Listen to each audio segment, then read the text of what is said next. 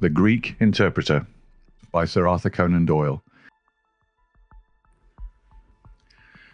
During my long and intimate acquaintance with Mr. Sherlock Holmes, I had never heard him refer to his relations, and hardly ever to his own early life. This reticence upon his part had increased the somewhat inhuman effect which he produced upon me, until sometimes I found myself regarding him as an isolated phenomenon, a brain without a heart, as deficient in human sympathy as he was preeminent in intelligence. His aversion to women and his disinclination to form new friendships were both typical of his unemotional character, but not more so than his complete suppression of every reference to his own people. I had come to believe that he was an orphan with no relatives living, but one day, to my very great surprise, he began to talk to me about his brother.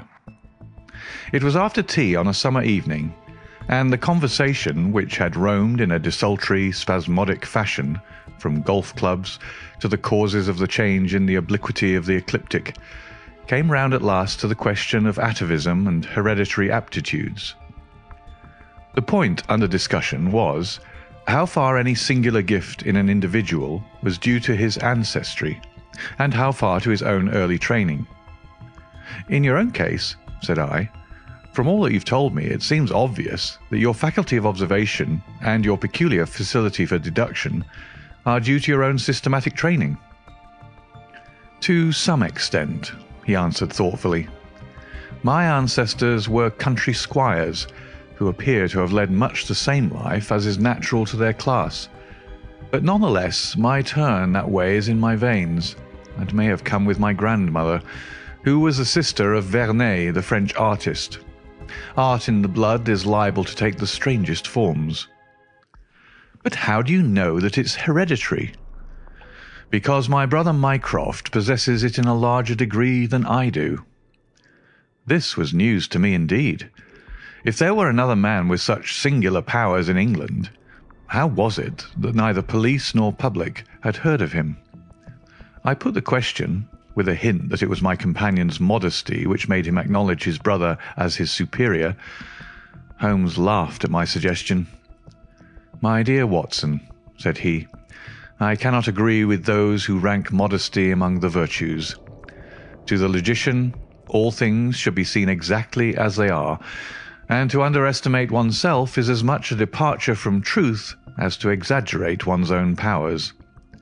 When I say, therefore, that Mycroft has better powers of observation than I, you may take it that I am speaking the exact and literal truth." "Is he your junior?" "7 years my senior." "How comes it that he's unknown?" "Oh, he's very well known in his own circle." "Where then?" "Well, in the Diogenes Club, for example." I had never heard of the institution, and my face must have proclaimed as much, for Sherlock Holmes pulled out his watch. "The Diogenes Club is the queerest club in London, and Mycroft one of the queerest men. He's always there from 5:15 to 8:20. It's 6 now, so if you care for a stroll this beautiful evening, I shall be very happy to introduce you to 2 curiosities." 5 minutes later we were in the street, walking towards Regent Circus. "You wonder," said my companion, "why it is that Mycroft does not use his powers for detective work. He is incapable of it." "But I thought you said—" "I said that he was my superior in observation and deduction. If the art of the detective began and ended in reasoning from an armchair, my brother would be the greatest criminal agent that ever lived. But he has no ambition and no energy. He will not even go out of his way to verify his own solutions, and would rather be considered wrong than take the trouble to prove himself right. Again and again I have taken a problem to him, and have received an explanation which has afterwards proved to be the correct one. And yet he was absolutely incapable of working out the practical points which must be gone into before a case could be laid before a judge or jury." "It is not his profession, then?" "By no means. What is to me a means of livelihood is to him the merest hobby of a dilettante. He has an extraordinary faculty for figures, and audits the books in some of the government departments. Mycroft lodges in Pall Mall, and he walks round the corner into Whitehall every morning and back every evening. From year's end to year's end, he takes no other exercise and is seen nowhere else, except only in the Diogenes Club, which is just opposite his rooms. I cannot recall the name. Very likely not. There are many men in London, you know, who, some from shyness, some from misanthropy, have no wish for the company of their fellows, yet they are not averse to comfortable chairs and the latest periodicals. It is for the convenience of these that the Diogenes Club was started, and it now contains the most unsociable and unclubbable men in town. No member is permitted to take the least notice of any other one. Save in the strangers' room, no talking is, under any circumstances, allowed, and 3 offences, if brought to the notice of the committee, render the talker liable to expulsion. My brother was one of the founders, and I have myself found it a very soothing atmosphere. We had reached Pall Mall as we talked, and were walking down it from the St. James's end.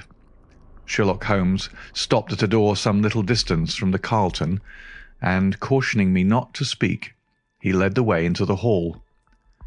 Through the glass panelling I caught a glimpse of a large and luxurious room, in which a considerable number of men were sitting about and reading papers, each in his own little nook.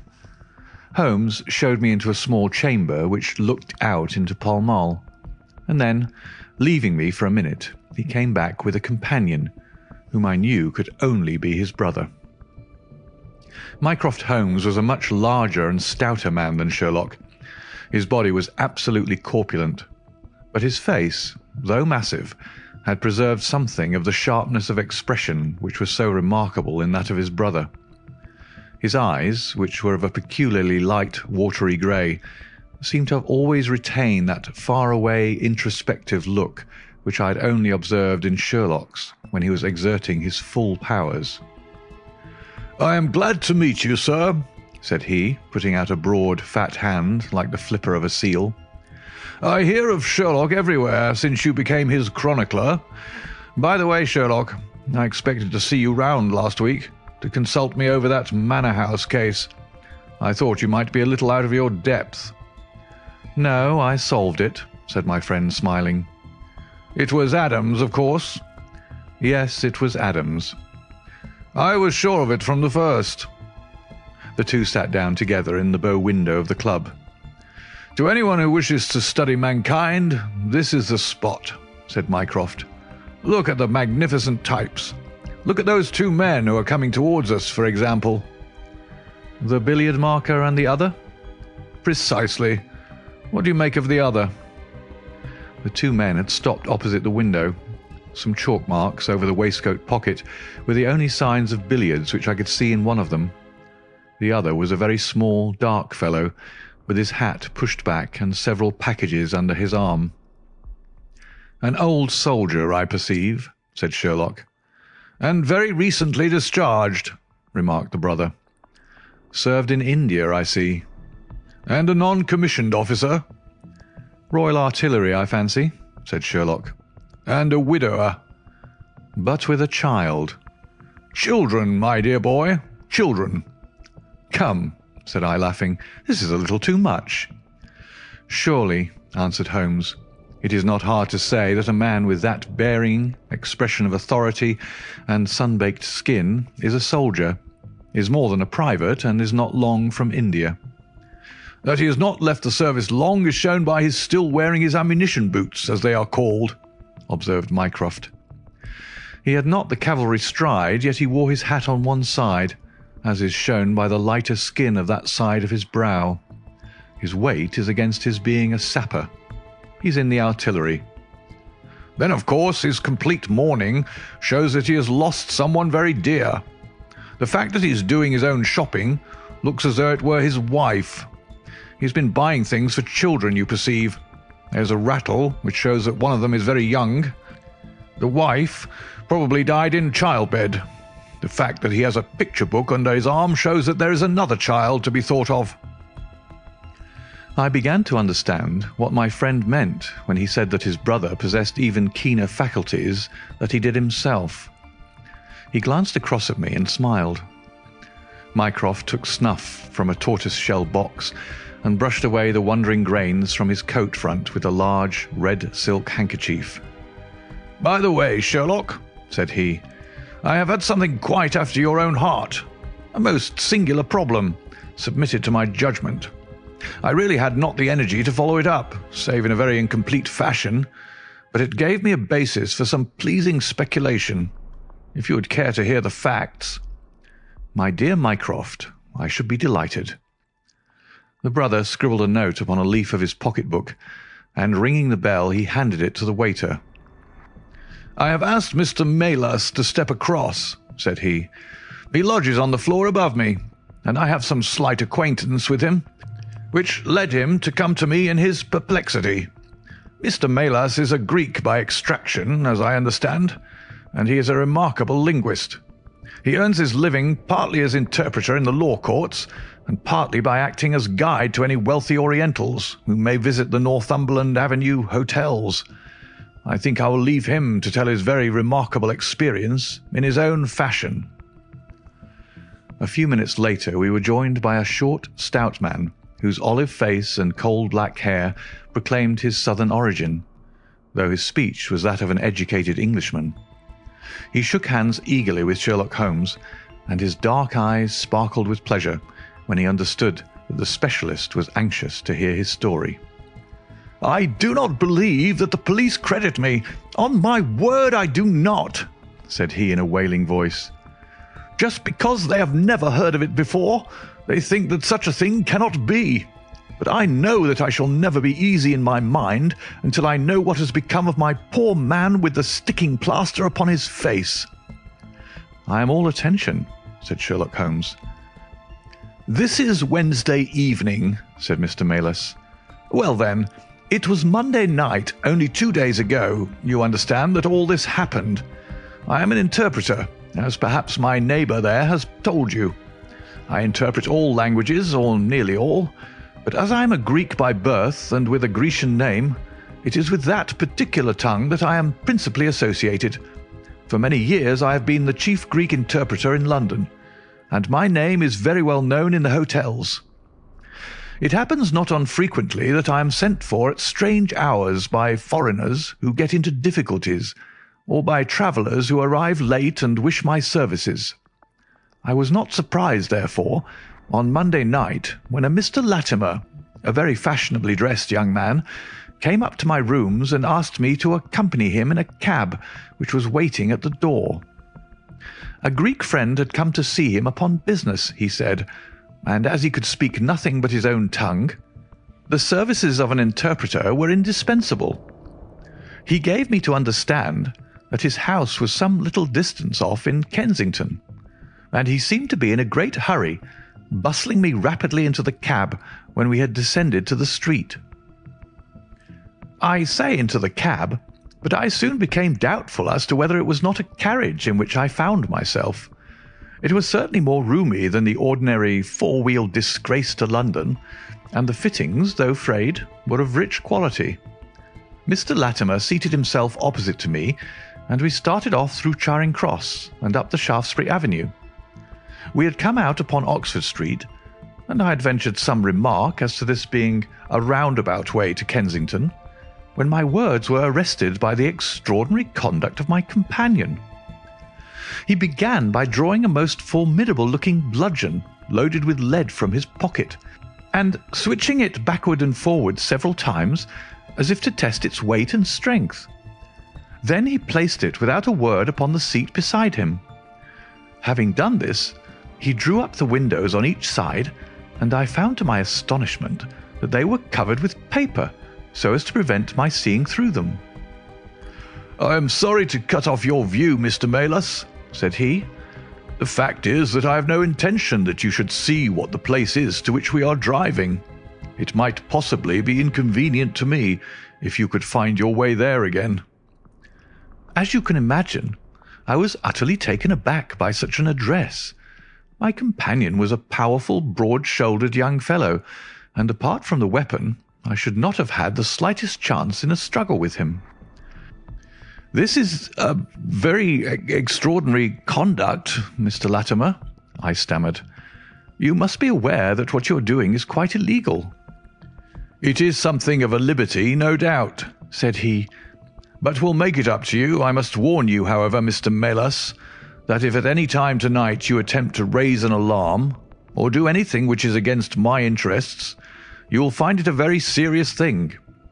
I beg you to remember that no one knows where you are, and that whether you are in this carriage or in my house, you are equally in my power."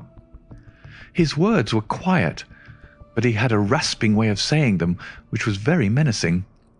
I sat in silence, wondering what on earth could be his reason for kidnapping me in this extraordinary fashion. Whatever it might be, it was perfectly clear that there was no possible use in my resisting, and that I could only wait to see what might befall. For nearly 2 hours we drove without my having the least clue as to where we were going. Sometimes the rattle of the stones told of a paved causeway, and at others our smooth, silent course suggested asphalt. But save by this variation in sound, there was nothing at all which could in the remotest way help me to form a guess as to where we were. The paper over each window was impenetrable to light, and a blue curtain was drawn across the glasswork in front. It was 7:15 when we left Pall Mall, and my watch showed me that it was 10 minutes to 9 when we at last came to a standstill. My companion let down the window, and I caught a glimpse of a low, arched doorway with a lamp burning above it. As I was hurried from the carriage, it swung open, and I found myself inside the house with a vague impression of a lawn and trees on each side of me as I entered. Whether these were private grounds, however, or bona fide country, was more than I could possibly venture to say. There was a coloured gas lamp inside, which was turned so low that I could see little, save that the hall was of some size and hung with pictures. In the dim light, I could make out that the person who had opened the door was a small, mean-looking, middle-aged man with rounded shoulders. As he turned towards us, the glint of the light showed me that he was wearing glasses. "Is this Mr. Melas, Harold?" said he. "Yes." "Well done, well done. No ill will, Mr. Melas, I hope, but we could not get on without you. If you deal fair with us, you'll not regret it, but if you try any tricks, God help you." He spoke in a nervous, jerky fashion, and with little giggling laughs in between, but somehow he impressed me with fear more than the other. "What do you want with me?" I asked. "Only to ask a few questions of a Greek gentleman who is visiting us, and to let us have the answers. But say no more than you are told to say, or—" Here came the nervous giggle again. "You had better never have been born." As he spoke, he opened a door and showed the way into a room which appeared to be very richly furnished, but again the only light was afforded by a single lamp half turned down. The chamber was certainly large, and the way in which my feet sank into the carpet as I stepped across it told me of its richness. I caught glimpses of velvet chairs, a high white marble mantelpiece, and what seemed to be a suit of Japanese armour at one side of it. There was a chair just under the lamp, and the elderly man motioned that I should sit in it. The younger had left us, but he suddenly returned through another door, leading with him a gentleman clad in some sort of loose dressing gown, who moved slowly towards us. As he came into the circle of dim light, which enables me to see him more clearly, I was thrilled with horror at his appearance. He was deadly pale and terribly emaciated, with the protruding brilliant eyes of a man whose spirit was greater than his strength. But what shocked me more than any signs of physical weakness was that his face was grotesquely crisscrossed with sticking plaster, and that one large pad of it was fastened over his mouth. "Have you the slate, Harold?" cried the older man, as this strange being fell rather than sat down into a chair. "Are his hands loose? Now then, give him the pencil. You are to ask the questions, Mr. Melas, and he will write the answers. Ask him first of all whether he is prepared to sign the papers." The man's eyes flashed fire. "Never," he wrote in Greek upon the slate. "On no condition?" I asked at the bidding of our tyrant. "Only if I see her married in my presence by a Greek priest whom I know." The man giggled in his venomous way. "You know what awaits you, then?" "I care nothing for myself." These are samples of the questions and answers which made up our strange, half-spoken, half-written conversation. Again and again I had to ask him whether he would give in and sign the documents. Again and again I had the same indignant reply. But soon a happy thought came to me. I took to adding on little sentences of my own to each question, innocent ones at first, to test whether either of our companions knew anything of the matter. And then, as I found that they showed no signs, I played a more dangerous game. Our conversation ran something like this. "You can do no good by this obstinacy. Who are you?" "I care not. I am a stranger in London." "Your fate will be upon your own head. How long have you been here?" "Let it be so. 3 weeks." "The property can never be yours. What ails you?" "It shall not go to villains. They are starving me." "You shall go free if you sign. What house is this?" "I will never sign. I do not know." "You are not doing her any service. What is your name?" "Let me hear her say so." "Cratides." "You shall see her if you sign. Where are you from?" "Then I shall never see her." "Athens." Another 5 minutes, Mr. Holmes, and I should have wormed out the whole story under their very noses. My very next question might have cleared the matter up, but at that instant the door opened and a woman stepped into the room. I could not see her clearly enough to know more than that she was tall and graceful, with black hair and clad in some sort of loose white gown. "Harold," said she, speaking English with a broken accent, "I could not stay away longer. It is so lonely up there with only, oh my God, it is Paul." These last words were in Greek, and at the same instant the man with a convulsive effort tore the plaster from his lips and, screaming out, "Sophie, Sophie!" rushed into the woman's arms. Their embrace was but for an instant, however, for the younger man seized the woman and pushed her out of the room, while the elder easily overpowered his emaciated victim and dragged him away through the other door. For a moment I was left alone in the room, and I sprang to my feet with some vague idea that I might in some way get a clue to what this house was in which I found myself. Fortunately, however, I took no steps, for looking up I saw that the older man was standing in the doorway with his eyes fixed upon me. "That will do, Mr. Melas," said he. "You perceive that we have taken you into our confidence over some very private business. We should not have troubled you, only that our friend who speaks Greek, and who began these negotiations, has been forced to return to the East.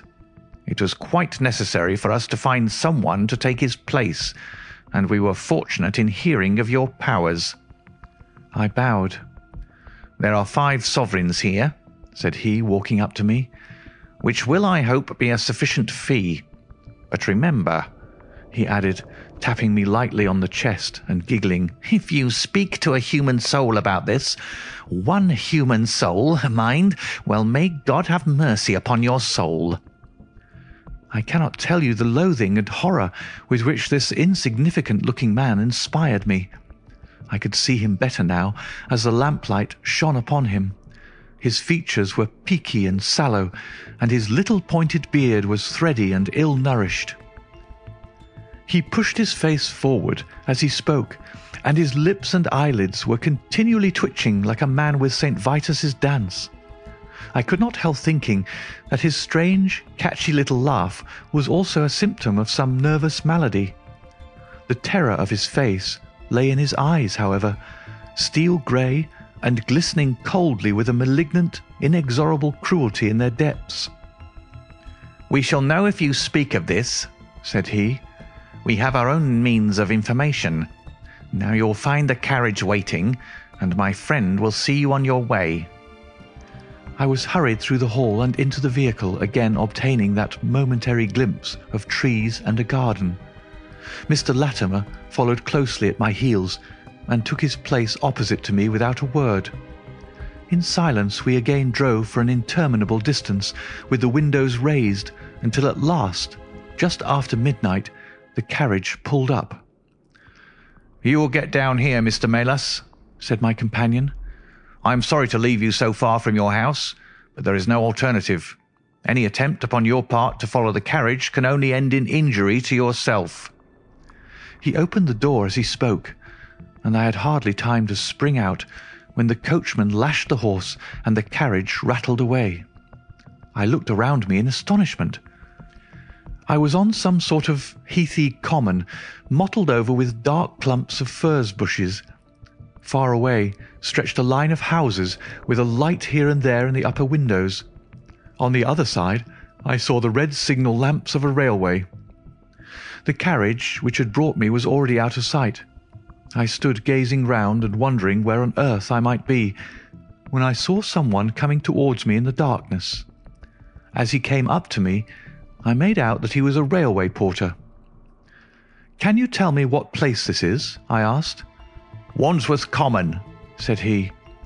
"Can I get a train into town?" "If you walk on a mile or so to Clapham Junction," said he, "you'll just be in time for the last Victoria." So that was the end of my adventure, Mr. Holmes. I do not know where I was, nor whom I spoke with, nor anything save what I have told you. But I know that there is foul play going on, and I want to help that unhappy man if I can. I told the whole story to Mr. Mycroft Holmes next morning, and subsequently to the police. We all sat in silence for some little time after listening to this extraordinary narrative. Then Sherlock looked across at his brother. "Any steps?" he asked. Mycroft picked up the Daily News, which was lying on the side table. "Anybody supplying any information to the whereabouts of a Greek gentleman named Paul Kratides from Athens, who is unable to speak English, will be rewarded. A similar reward paid to anyone giving information about a Greek lady whose first name is Sophie, X2473. That was in all the dailies. No answer." "How about the Greek legation?" "I have inquired. They know nothing." "A wire to the head of the Athens police, then?" "Sherlock has all the energy of the family," said Mycroft, turning to me. "Well, you take the case up by all means, and let me know if you do any good." "Certainly," answered my friend, rising from his chair. "I'll let you know, and Mr. Melas also. In the meantime, Mr. Melas, I should certainly be on my guard if I were you, for of course they must know through these advertisements that you have betrayed them." As we walked home together, Holmes stopped at a telegraph office and sent off several wires. "You see, Watson," he remarked, "our evening has been by no means wasted. Some of my most interesting cases have come to me in this way through Mycroft. The problem which we have just listened to, although it can admit of but one explanation, has still some distinguishing features. You have hopes of solving it? Well, knowing as much as we do, it will be singular indeed if we fail to discover the rest. You must yourself have formed some theory which will explain the facts to which we have listened?" "In a vague way, yes." "What was your idea, then?" "It seemed to me to be obvious that this Greek girl had been carried off by the young Englishman named Harold Latimer." "Carried off from where?" "Athens, perhaps." Sherlock Holmes shook his head. This young man could not talk a word of Greek. The lady could talk English fairly well. Inference, that she had been in England some little time, but he had not been in Greece. Well, then, we will presume that she had come on a visit to England, and that this Harold had persuaded her to fly with him. That is more probable. Then the brother, for that I fancy must be the relationship, comes over from Greece to interfere. He imprudently puts himself into the power of the young man and his older associate. They seize him and use violence towards him in order to make him sign some papers to make over the girl's fortune, of which he may be trustee, to them. This he refuses to do, In order to negotiate with him, they have to get an interpreter, and they pitch upon this Mr. Malus, having used some other one before. The girl is not told of the arrival of her brother, and finds it out by the merest accident. "Excellent, Watson," cried Holmes. "I really fancy that you are not far from the truth. You see that we hold all the cards, and we have only to fear some sudden act of violence on their part. If they give us time, we must have them. But how can we find where this house lies?" "Well, if our conjecture is correct, and the girl's name is or was Sophie Catrides, we should have no difficulty in tracing her. That must be our main hope, for the brother is, of course, a complete stranger. It is clear that some time has elapsed since this Harold established these relations with the girl, some weeks, at any rate, since the brother in Greece has had time to hear of it and come across. If they have been living in the same place during this time, it is probable that we shall have some answer to Mycroft's advertisement." We had reached our house in Baker Street while we had been talking. Holmes ascended the stair first, and as he opened the door of our room he gave a start of surprise. Looking over his shoulder, I was equally astonished. His brother Mycroft was sitting smoking in the armchair. "Come in, Sherlock. Come in, sir," said he blandly, smiling at our surprised faces. "You don't expect such energy from me, do you, Sherlock? But somehow this case attracts me." "How did you get here?" "I passed you in a hansom." "There has been some new development?" "I had an answer to my advertisement." "Ah." "Yes, it came within a few minutes of your leaving." "And to what effect?" Mycroft Holmes took out a sheet of paper. "Here it is," said he, "written with a J pen on royal cream paper by a middle-aged man with a weak constitution. 'Sir,' he says, 'in answer to your advertisement of today's date, I beg to inform you that I know the young lady in question very well.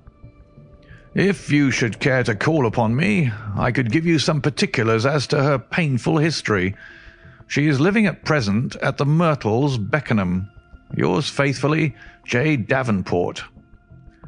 "He writes from Lower Brixton," said Mycroft Holmes. "Do you not think that we might drive to him now, Sherlock, and learn these particulars?" "My dear Mycroft, the brother's life is more valuable than the sister's story. I think we should call at Scotland Yard for Inspector Gregson and go straight out to Beckenham. We know that a man is being done to death, and every hour may be vital." "Better pick up Mr. Malus on our way," I suggested. "We may need an interpreter." "Excellent," said Sherlock Holmes. "Send the boy for a four-wheeler, and we shall be off at once."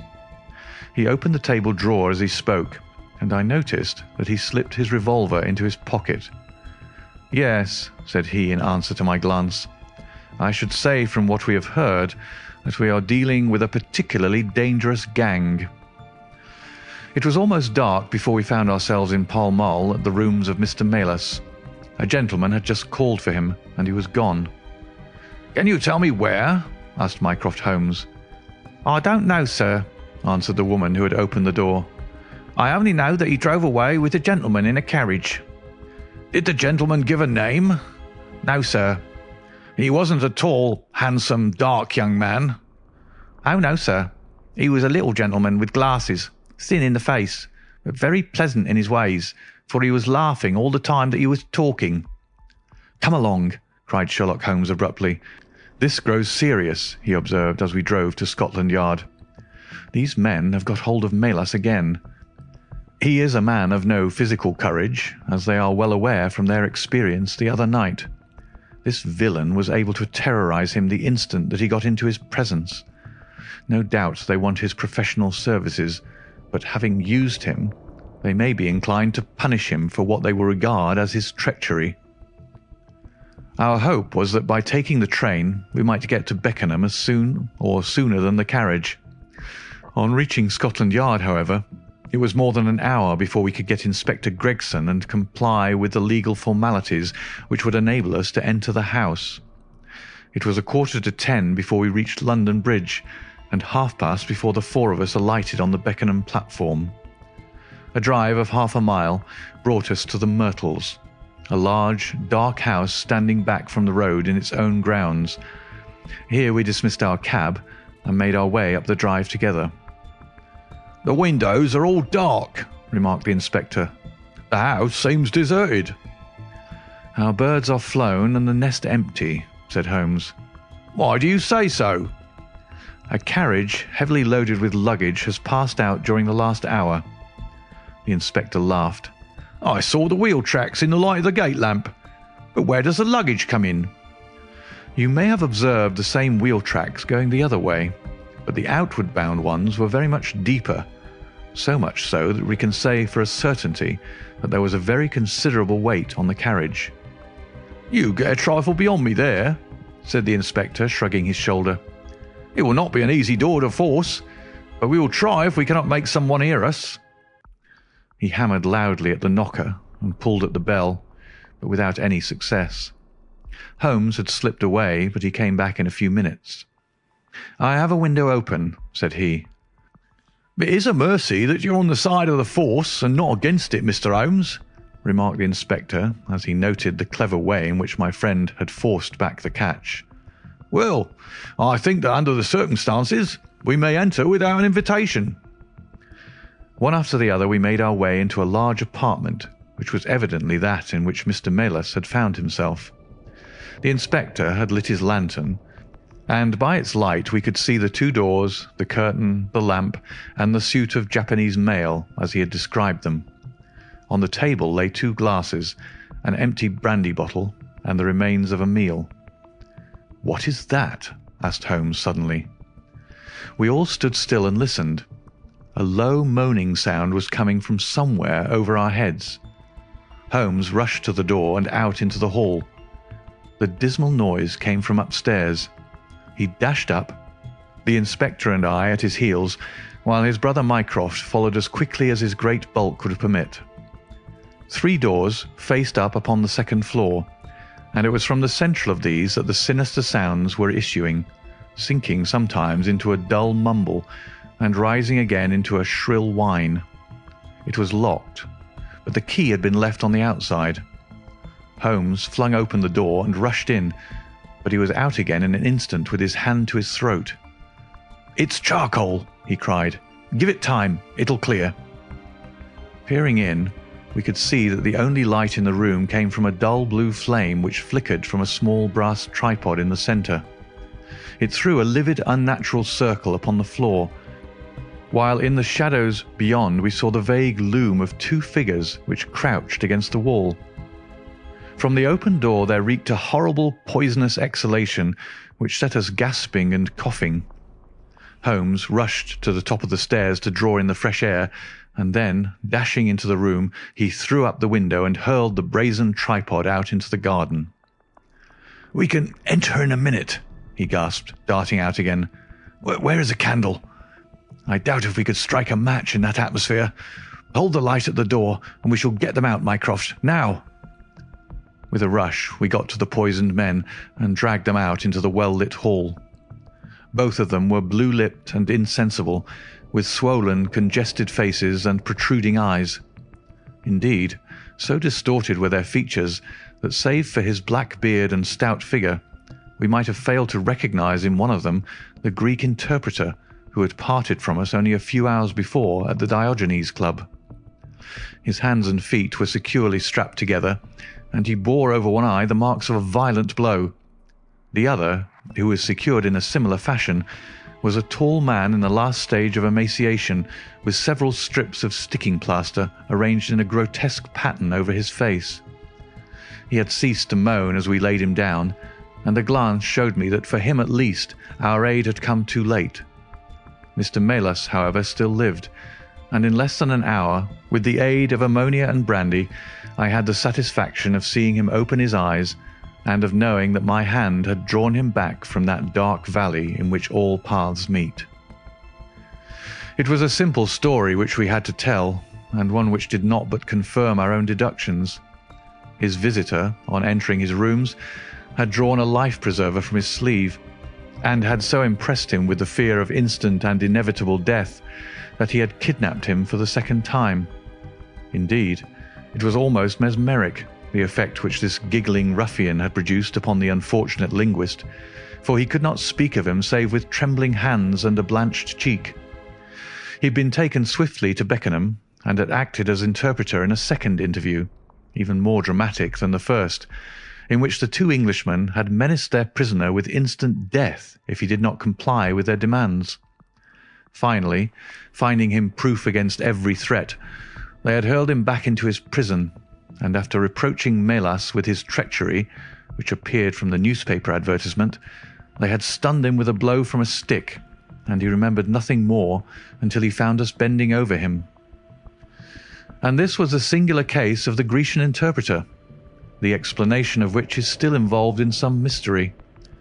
We were able to find out, by communicating with the gentleman who had answered the advertisement, that the unfortunate young lady came of a wealthy Grecian family, and that she had been on a visit to some friends in England. While there, she had met a young man named Harold Latimer, who had acquired an ascendancy over her and had eventually persuaded her to fly with him. Her friends, shocked at the event, had contented themselves with informing her brother at Athens, and had then washed their hands of the matter.